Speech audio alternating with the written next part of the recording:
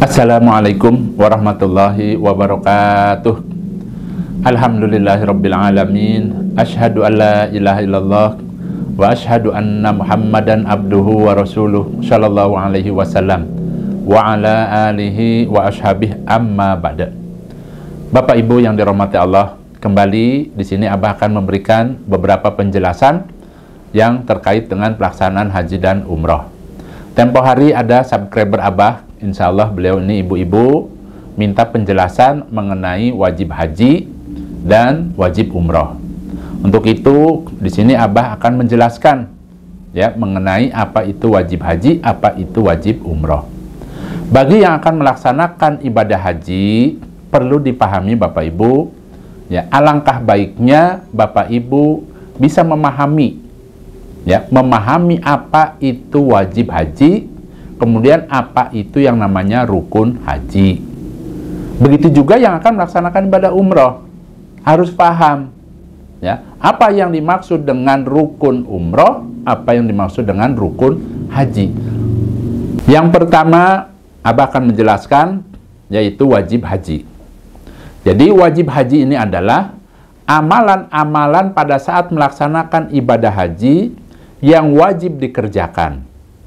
Barang siapa yang meninggalkan salah satu dari wajib haji, maka wajib baginya menyembelih dam. Adapun hajinya tetap sah. Kemudian barang siapa yang tidak mampu menyembelih dam, maka berpuasa 10 hari.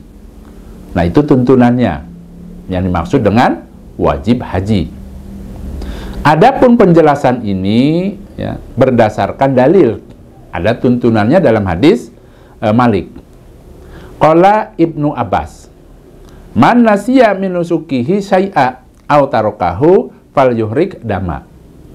Ibnu Abbas berkata, barang siapa yang lupa sesuatu dari manasiknya, maksudnya di sini adalah dia lupa mengerjakan rangkaian ibadah haji atau rangkaian ibadah umrohnya, atau meninggalkannya, maka supaya mengalirkan darah. Maksudnya di sini supaya menyembelih dam, ya, menyembelih 1 ekor kambing. Itu tuntunannya seperti itu. Adapun kalau umpama tidak sanggup menyembelih ya, kambing, ya silahkan ya bisa diganti dengan berpuasa 10 hari.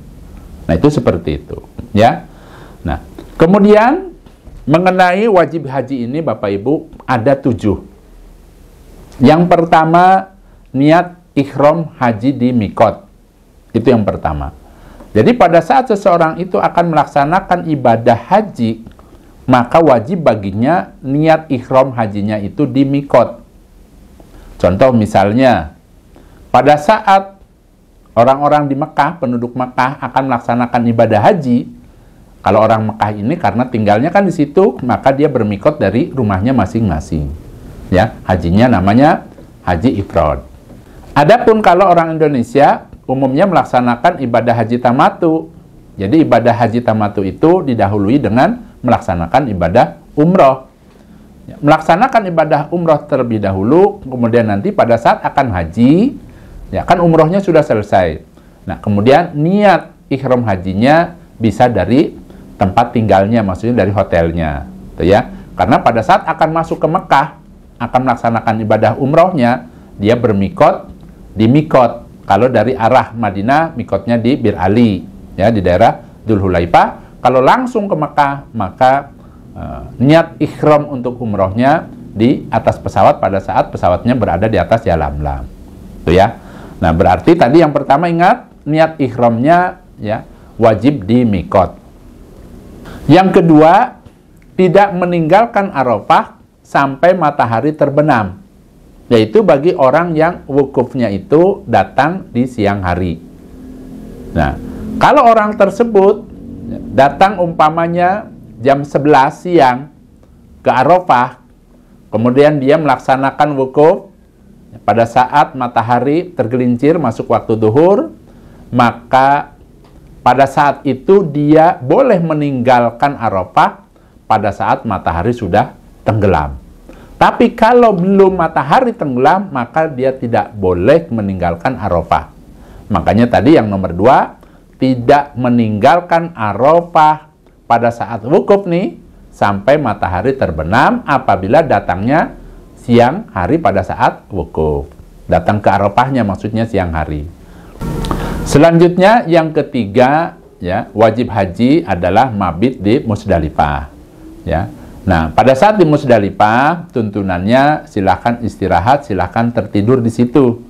Ya, nanti pada saat setelah selesai subuh, maksudnya setelah selesai melaksanakan sholat subuh, barulah ya meninggalkan Musdalifah. Itu sunahnya seperti itu. Kemudian selanjutnya yang keempat, ya, wajib haji adalah melempar jumroh akobah pada tanggal 10 Zulhijjah dan juga melempar 3 jumroh, yaitu ula, wusta, dan akobah pada hari tasyrik. Nah, itu hukumnya wajib bagi yang melaksanakan ibadah haji. Nah, hanya saja bagi bapak ibu umpamanya karena ada kendala sakit dan lain sebagainya, untuk melempar jumroh ini dapat diwakilkan. Ya, diwakilkan oleh orang lain itu bisa. Ya, seperti itu. Kemudian wajib haji selanjutnya yang kelima, yaitu cukur gundul atau cukur pendek. Ya, bagi laki-laki ini sunahnya cukur gundul, tapi umpamanya tidak digundul boleh cukur pendek. Itu wajib hukumnya pada saat tahallul. Kemudian yang keenam, wajib haji yang keenam yaitu mabit di Mina pada malam-malam hari tasyrik. Ya, hari tasyrik itu adalah tanggal 11, tanggal 12, tanggal 13 Zulhijjah. Itu hukumnya mabit di Mina pada malam hari tasyrik, hukumnya wajib. Kemudian yang ketujuh, wajib haji adalah melaksanakan tawaf wada. Nah, tawaf wada ini ya, bagi wanita yang haid ada kemurahan, ada keringanan, boleh tidak melaksanakan tawaf wada. Dan tawaf wada ini Bapak Ibu, di dalam pelaksanaannya yaitu pada saat Bapak Ibu akan meninggalkan kota suci Mekah untuk pulang kampung, untuk pulang ke negaranya masing-masing, maka wajib melaksanakan tawaf wada. Nah, itu tuntunannya. Adapun bagi penduduk Mekah atau mukimin yang tinggal di Mekah, nah, itu diperbolehkan tidak melaksanakan tawaf wada. Ingat ya, berarti semua yang Abah sebutkan itu ada 7 ya, yang harus bisa dilaksanakan pada saat melaksanakan ibadah haji. Selanjutnya yang kedua, Abah akan menjelaskan mengenai wajib umroh. Apa yang dimaksud dengan wajib umroh? Wajib umroh adalah amalan-amalan seseorang pada saat melaksanakan ibadah umroh yang wajib dilaksanakan. Barang siapa yang meninggalkan salah satu dari amalan wajib umroh tersebut, maka dia berkewajiban menyembelih dam. Dan umrohnya tetap sah. Barang siapa yang tidak mampu menyembelih dam, maka dia berkewajiban puasa 10 hari. Nah, itu tuntunannya seperti itu. Nah, kemudian wajib umroh ini ada berapa? Jadi wajib umroh ini ada 2. Yang pertama, niat ihram umroh di mikot. Itu yang pertama. Kemudian yang kedua, cukur pendek atau gundul setelah menyelesaikan sa'i Safa Marwah. Nah, itu kewajiban bagi orang yang melaksanakan ibadah umroh. Dan cukur pendek ya atau gundul ini ya, kalau laki-laki itu disunahkan, afdolnya itu adalah cukurnya cukur gundul. Adapun umpama ingin cukur pendek itu juga diperbolehkan ya, tetap sah, boleh. Nah, adapun kalau untuk wanita prakteknya di dalam tahallul itu motong rambutnya cukup ya sepanjang ruas jari seperti ini ya. Jadi rambutnya pegang semuanya ya, kemudian potong gres ya. Ya cukuplah sepanjang ini umpamanya, seperti itu. Itu kalau untuk wanita.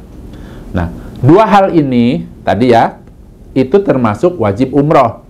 Ingat, niat ihram umroh di mikot, dan yang kedua tahallul, yaitu dengan cara memotong rambut ya atau cukur gundul.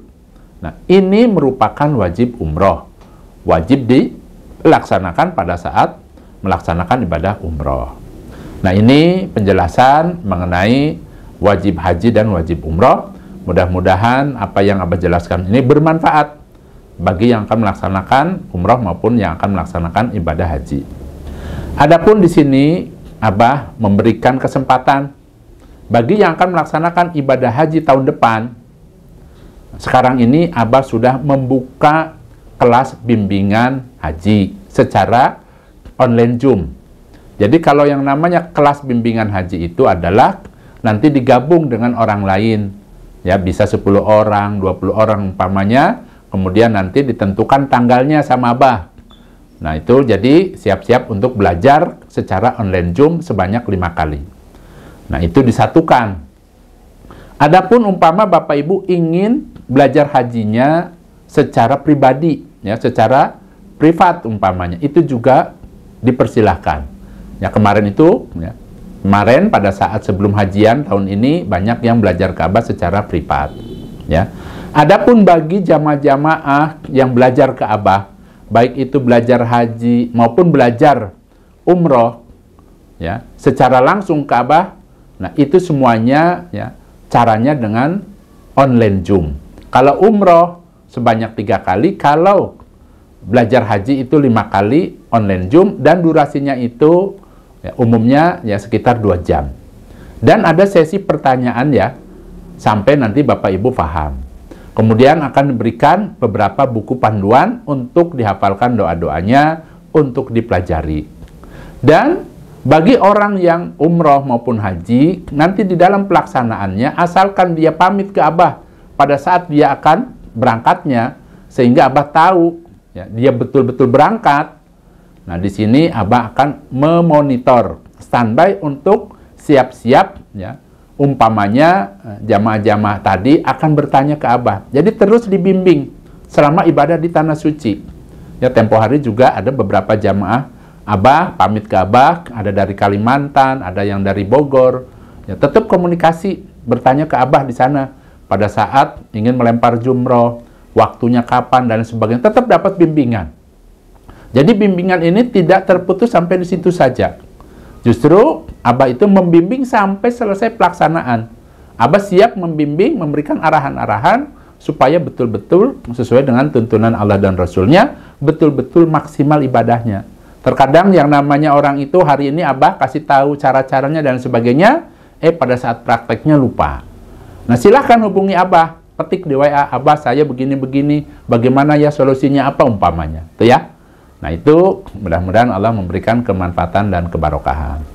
Bagi Bapak Ibu, apabila video-video Abah ini ya bermanfaat, Abah ingatkan, yang belum mengklik tulisan subscribe, silahkan diklik tulisan subscribe-nya.